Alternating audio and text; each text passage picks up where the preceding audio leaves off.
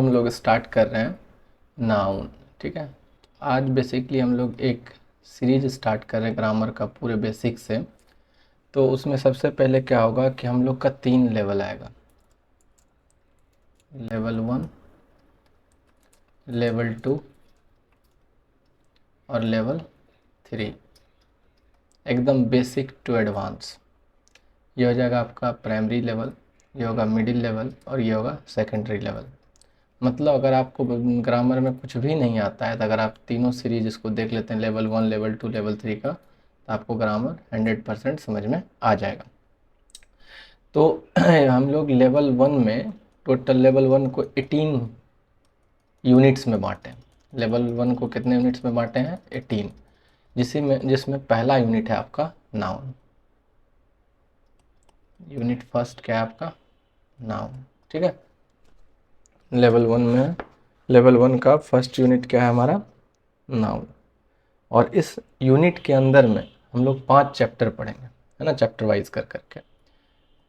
पहला होगा यूनिट 1 में, सबसे पहले हम लोग नेमिंग वर्ड्स को समझेंगे। नाउन में क्या समझेंगे? Naming words. फिर जो अगला होगा वो अगला हम लोग डिस्कस करेंगे kinds of noun. Kinds of noun, ठीक है। फिर थर्ड जो होगा हमारा वो समझेंगे नंबर के बारे में। ये नाउन का ही पार्ट है, एकदम बेसिक से नंबर के बारे में जानेंगे। फिर फोर्थ चैप्टर जो हम लोग पढ़ेंगे वहाँ पे हम लोग डिस्कस करेंगे जेंडर के बारे में। और फिफ्थ नंबर पे जो होगा वो डिस्कस करेंगे हम लोग possessive nouns and use of apostrophe and use of apostrophe, APOSTROPHE। ये कुल 5 चैप्टर्स पढ़ेंगे यूनिट 1 में, ठीक है। तो चलिए एकदम बेसिक से स्टार्ट किया जाए और हम लोग स्टार्ट करते हैं फर्स्ट चैप्टर को नाउन में। जो फर्स्ट यूनिट 1 का नाउन का जो पहला चैप्टर होगा जिसको हम लोग बोल सकते हैं चैप्टर 1। जो अभी तक इंग्लिश कुछ भी नहीं जानते, एकदम ग्रामर कभी नहीं पढ़े, वो एकदम फॉलो कीजिए इस सीरीज को। लेवल 1, लेवल 2, लेवल 3 वाले जिस दिन हम लोग पूरा कवर कर लेंगे तो आपको इंग्लिश में भी पढ़ने लिखने समझने में कोई दिक्कत नहीं आएगा। तो चैप्टर 1 है हमारा नाउन्स। कौन सा चैप्टर 1 है? नाउन्स। नाउन जो एक्चुअली है क्या? तो ये है एक तरह का नेमिंग वर्ड। ये क्या है? एक नेमिंग वर्ड। हाँ, अगर हम आपको बता दें थोड़ा सा ब्रीफ में तो कि नाउन है क्या, तो देखिए इंग्लिश होता है एक लैंग्वेज। इंग्लिश अपने आप में क्या है? एक लैंग्वेज। और लैंग्वेज इंग्लिश और द इंग्लिश में होता है डिफरेंस। इंग्लिश और द इंग्लिश में होता है कुछ डिफरेंस। इंग्लिश क्या है? इंग्लिश एक अपना लैंग्वेज है और द इंग्लिश बोलते हैं द पीपल ऑफ इंग्लैंड को। इंग्लिश किसको बोलते हैं? लैंग्वेज को, है ना। और द इंग्लिश क्या होता है आपका? The people of England, the people of England. Done है। अब बात आता है कि इंग्लिश जो लैंग्वेज है, लैंग्वेज बनता है आपका साउंड से। लैंग्वेज किससे बनता है? साउंड से, है ना। मीनिंगफुल साउंड ही क्या कहलाता है? लैंग्वेज कहलाता है। जो इंग्लिश में साउंड होता है वो होता है 44 साउंड। कितना साउंड होता है? 44। और इस 44 साउंड को पढ़ने के लिए हम लोग 2 पार्ट में बांटते हैं।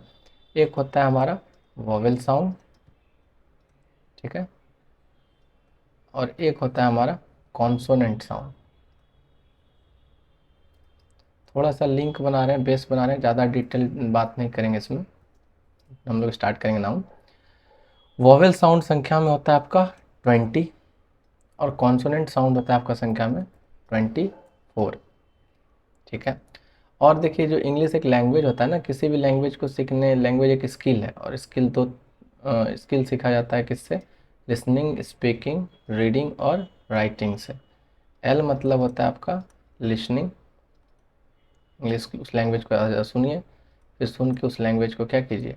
बोलिए, स्पीकिंग। और आर मीन्स रीडिंग, उस लैंग्वेज को पढ़िए और उसको लिखिए। अगर ये 4 प्रोसेस होता है तो लैंग्वेज बन जाता है आसान। लिसनिंग, स्पीकिंग, रीडिंग और राइटिंग। तो साउंड 44 हो गया, वॉवेल साउंड 20 और कॉन्सोनेंट साउंड संख्या में कितना है 24।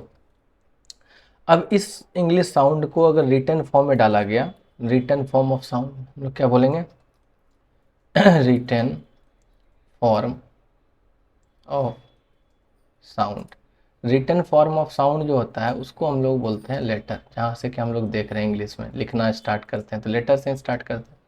होता तो 44 साउंड है। तो साउंड के बारे में अभी हम लोग नहीं डिस्कस करेंगे, कोई स्पेशल वीडियो उसके लिए बनाएंगे तब पढ़ेंगे साउंड को। तो लेटर है क्या? तो रिटन फॉर्म से बोलने में जो 44 साउंड होता है उसको जब लिखते हैं हम लोग तो ये लेटर होता है आपका 26 लेटर। और इस 26 लेटर को बाइफरकेट करते हैं फिर पढ़ने के पर्पज से। तो इसमें भी 2 कैटेगरी बनता है, एक बनता है वॉवेल लेटर, एक कैटेगरी वॉवेल लेटर का, और एक कैटेगरी बनता है कॉन्सोनेंट लेटर। ठीक है। और अगर हम समझें कि वॉवेल लेटर संख्या में कितना होता है, ये होता है आपका 5 और कॉन्सोनेंट लेटर होता है 21। इस 5 वॉवेल लेटर का साउंड होता है आपका 20, है ना। और ये 21 जो कॉन्सोनेंट लेटर होता है इसका साउंड होता है आपका 24। ठीक है, डन है यहाँ तक? कोई दिक्कत नहीं होना चाहिए, कोई दिक्कत। अब जैसे देखिए क्या होता है इसका साउंड का मतलब कि कभी कभी देखते होंगे CAR, इसको कार पढ़ा जाता है ना। ये जो अ है यहाँ पे आ का साउंड आ रहा है, ठीक है। और एप्पल, अगर यहाँ पे भी देखिए तो लेटर ए ही है लेकिन यहाँ पे ए का साउंड आया। यानी कि लेटर जो होता है तो ए ही, लेकिन इसको पढ़ा बहुत तरीके से जा सकता है। इसीलिए हम लोग बोलते हैं, जैसे वॉवेल साउंड 5 है ना, ये letter A, E, I, O, you, इस 5 लेटर को पढ़ा जाता है 20 तरीके से। तो उसमें देख लीजिए कुछ एग्जाम्पल, तो बाकी हम इसको डिटेल करेंगे आगे। तो अभी तक हम लोग देखें कि इंग्लिश क्या है, लैंग्वेज। लैंग्वेज बनता है साउंड से, मीनिंगफुल साउंड से। और साउंड का रिटन फॉर्म क्या कहलाता है? लेटर। और अंग्रेजी में लेटर के बाद यहाँ से अगर हम बात करें कि सबसे पहले कि लेटर जानते हैं, ABCD पढ़ते हैं, सीखते हैं, 26 लेटर होता है ना। कैपिटल लेटर में 26, स्मॉल लेटर 26 सीख लेते हैं, इतना तो सबको आता है इंग्लिश में। फिर लेटर को जब जोड़ते हैं तो बनता है हमारा वर्ड। लेटर को जोड़ते हैं तो क्या बनता है हमारा? वर्ड, है ना। अच्छा, जो लेटर होता है, कुछ लेटर अपने आप में भी वर्ड होता है। ऐसे तो बोला जाता है ग्रुप ऑफ लेटर्स। क्या बोला जाता है? Group of letter which makes some sense, which makes some sense, जिसमें कुछ सेंस हो, यानी मीनिंगफुल कलेक्शन ऑफ लेटर, इसको ये भी बोल सकते हैं। मीनिंगफुल कलेक्शन ऑफ लेटर को क्या बोलेंगे? वर्ड बोलेंगे, है ना। तो लेटर को जोड़ेंगे और उसके बाद कुछ मीनिंग निकलना चाहिए, तब उसको क्या बोल देंगे? वर्ड बोल देंगे। तो कुछ लेटर ऐसा होता है जो कि कलेक्शन नहीं होता लेकिन फिर भी एक वर्ड है। जैसे मान लीजिए आई, इसमें तो एक ही लेटर है लेकिन ये वर्ड भी है, लेटर के साथ साथ वर्ड भी है और इसका मीनिंग होता है मैं। और एक वर्ड है ए मतलब भी एक होता है, तो ये भी एक लेटर भी है और वर्ड भी है। तो अब इतना डिटेल हम लोग क्यों कर रहे हैं? इसलिए ऐसा कर रहे हैं क्योंकि हम लोग को पहले देखें कि ये जो कॉम्बिनेशन देखेंगे, नाउन क्यों स्टार्ट कर रहे हैं अभी वो आपको समझ में आ जाएगा, लिंक एक दूसरे से। ठीक है, तो आगे बढ़ा जाए। तो यहाँ पे हम लोग लेटर देख लिए, लेटर के बाद क्या बना? वर्ड। तो वर्ड है क्या? ये group of letters which make some sense. अब वर्ड को हम लोग इंग्लिश में पढ़ने के लिए इसको 2 कैटेगरी में बांटते हैं। एक होता है parts of speech, parts of speech, ठीक है। और एक होता है हमारा वर्ड फॉर्मेशन। एक क्या होता है हमारा? Word formation. तो वर्ड फॉर्मेशन जो होता है इसको हम लोग बाद में देखते हैं, ठीक है। इसमें वर्ड बनता कैसे है हम लोग ये स्टडी करते हैं। पार्ट्स ऑफ स्पीच में हम लोग बेसिकली स्टडी करते हैं कुछ वर्ड्स का। जैसे इंग्लिश में बहुत सारा वर्ड हो गया है, तो उसी वर्ड में जब कैटेगरी वाइज पढ़ेंगे हम लोग तो पहला जो बनेगा वो क्या बनेगा? नाउन। फिर बनता है प्रोनाउन, फिर हो जाएगा एडजेक्टिव, फिर बन जाएगा वर्ब, फिर एडवर्ब, फिर प्रीपोजिशन, कंजंक्शन, है ना। इंटरजेक्शन, है ना। और अब एक न्यू भी पढ़ा जाता है, डिटरमाइनर्स, है ना। तो देखिए, तो बेसिकली हम ये इसलिए आपको दिखा रहे हैं, अभी इतना समझना भी नहीं क्या होता है, बस हम आप लिंक देखिए कि अगर आप लिंक क्या देखेंगे कि यहाँ से अगर हम इंग्लिश को पढ़ना स्टार्ट किए तो सबसे पहले समझे कि इंग्लिश क्या है, फिर इंग्लिश एक लैंग्वेज है, लैंग्वेज बना कैसे, साउंड से, फिर साउंड को लिखे तो क्या बना, लेटर, और फिर लेटर को जब हम लोग जोड़ते हैं तो वो बनता है क्या, वर्ड, और फिर वर्ड से ही हम लोग पढ़ना समझना स्टार्ट करते हैं। और वर्ड का ही कैटेगरी है पार्ट्स ऑफ स्पीच, और पार्ट्स ऑफ स्पीच में जो पहला पार्ट है वो क्या है, नाउन है। इसीलिए हम लोग का जो आज का पहला चैप्टर है वो क्या है, अपना नाउन। आई होप कि समझ में आ गया होगा कि यूनिट 1 में हम लोग नाउन से क्यों स्टार्ट कर रहे हैं। ठीक है, बाकी और भी आगे चीज़ें होती है, बता देते हैं रफ में आपको ऐसे थोड़ा सा, लेकिन वो बेसिकली अभी हम लोग को उस पर फोकस नहीं करना है। देखिए क्यों हम लोग अभी वर्ड ही पढ़ रहे हैं, तो इंग्लिश में जो सबसे छोटा यूनिट होता है ना, जैसे आप सपोज कर लीजिए कि पढ़े अभी, सबसे छोटा यूनिट तो हम लोग क्या स्टार्ट किए, लेटर से स्टार्ट किए, है ना। किससे, लेटर से, फिर लेटर लेटर को जोड़ते हैं तो क्या बनता है, वर्ड। और वर्ड को पढ़ना इसलिए ज़रूरी हो जाता है क्योंकि वर्ड को ही जोड़ने से बनता है क्या, आपका फ्रेज। वर्ड के ही जोड़ने से क्या बनता है आपका, वर्ड के ही जोड़ने से बनता है क्लाउज, और वर्ड के ही जोड़ने से क्या बनता है, सेंटेंस, है ना। ये बात तो समझ में आ गया होगा।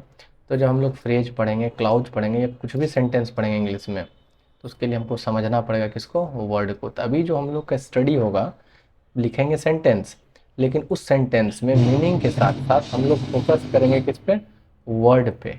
वो वर्ड को आइडेंटिफाई करना, जैसे नाउन है तो सेंटेंस में कौन नाउन है, उसका क्या मीनिंग होता है, क्या फंक्शन होता है, ये चीज़ पढ़ेंगे। ठीक है, तो चलिए स्टार्ट करते हैं आज का पहला यूनिट, नाउन। और नाउन में भी जो फर्स्ट चैप्टर, इसमें बोले थे 5 चैप्टर होगा, तो आज हम लोग स्टार्ट कर रहे हैं कौन सा, फर्स्ट चैप्टर, नेमिंग वर्ड्स। चलिए स्टार्ट करते हैं, कुछ सेंटेंस लिखेंगे फिर उसको एक्सप्लेन करेंगे। हाँ, एक चीज़ और यहाँ पे कि जब हम लोग इसको पढ़ेंगे, है ना, तो यहाँ पे हम लोग सेंटेंसेस के थ्रू चीज़ों को समझेंगे। और एक और चीज़ होगा कि यहाँ पे जब हम लैंग्वेज यूज करेंगे तो वो इंग्लिश यूज करेंगे। इंग्लिश मतलब व्हाट्सएप वाला लैंग्वेज समझते हैं ना, तो यहाँ पे हम लोग क्या करेंगे कि हिंदी जो ऐसे शुद्ध हिंदी होता है उसको अवॉइड करेंगे, इंग्लिश को इंग्लिश में समझेंगे, लिखेंगे हिंदी लेकिन व्हाट्सएप वाला इंग्लिश में।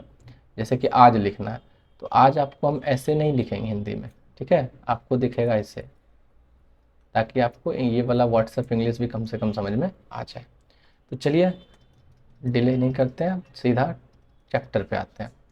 तो जो हमारा पहला चैप्टर है वो कौन सा है आपका, चैप्टर है नाउन।